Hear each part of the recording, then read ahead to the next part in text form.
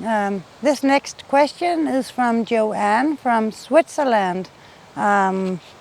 She is writing to me about a horse that she began to work with slowly from the ground and also from the back. And her big problem is that she doesn't have like a fenced area where she can work, or a secure pen where she can work with the horse completely free. So she has to work with the horse out on the trails, and there are cows and there are calves and there are a lot of things to disturb this horse, and he is very spooky. And so she's asking me, how do I correct his behavior when he becomes spooky?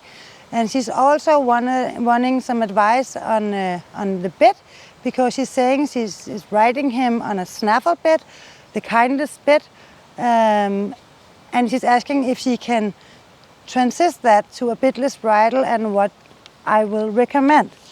And Joanne, it's very difficult to work with this method when you don't have a secure pen. But because, of course, you can establish the leadership any ways. You can work with your horse in a lead rope and through equipment. And what's most important here is that you make sure that you have established enough trust with your horse, that you can touch your horse all over, everywhere, and that you can lead your horse around in a loose lead rope. I will do the exact same body language, the exact same method here, except I have the lead rope.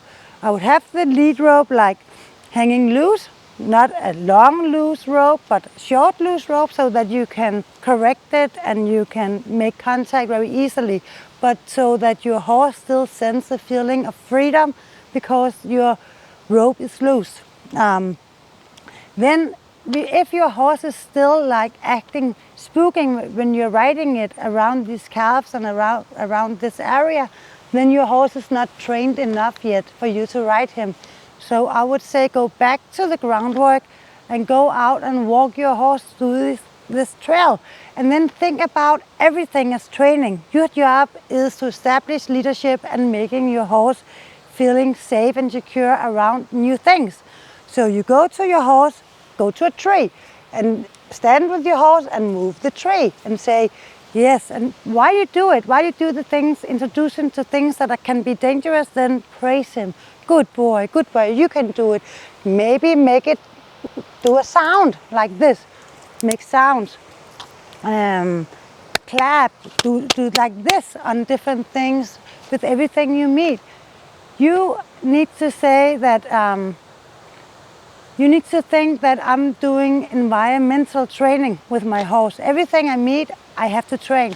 So you go out with him, and every time she spooks, it's like a little bit, then you back him up maybe 2 steps. If you see he's lowering his head after you have backed him up 2 steps, then it's enough. If he doesn't, if he's still up here with his head and he's still alert, then he needs to be backed even more, back him up even more, maybe 8 steps. Then praise him. Create calmness and then walk again. If you see like a calf running out there and it's coming closer, then already because you spotted the calf, begin to back your horse. To tell him, I have seen the danger, I'm backing you up, I'm taking leadership, you can stay calm, you can trust me. Remember to praise him. Every single time you back your horse up, then you need to praise them to change the energy. So you can work on with your horse in a positive energy where your horse understands that you believe in him.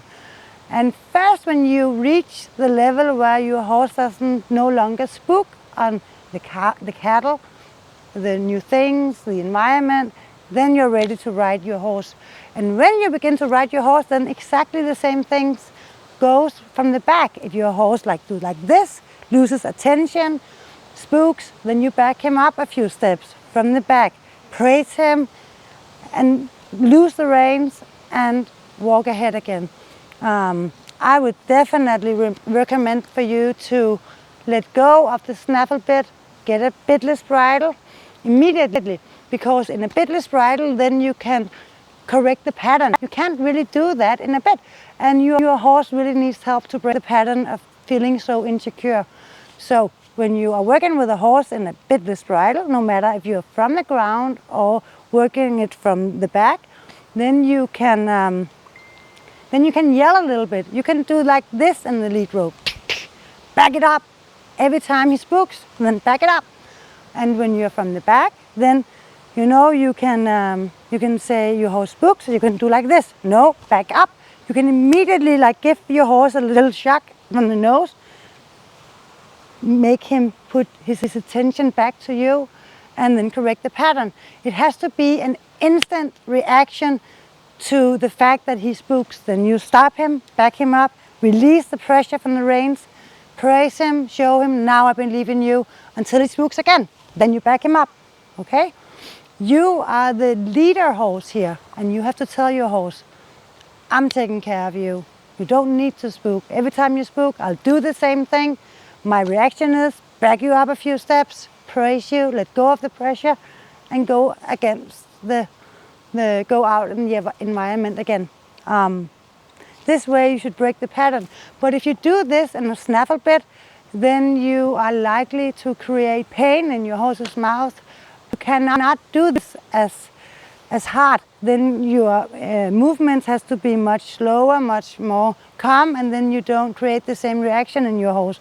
You have to be a leader horse, and the second your horse spooks, then break it, back it up, and you can do that in a Bitless bridle. I will recommend you, and I will eat my own shoe, that you will have much better results working in a Bitless bridle.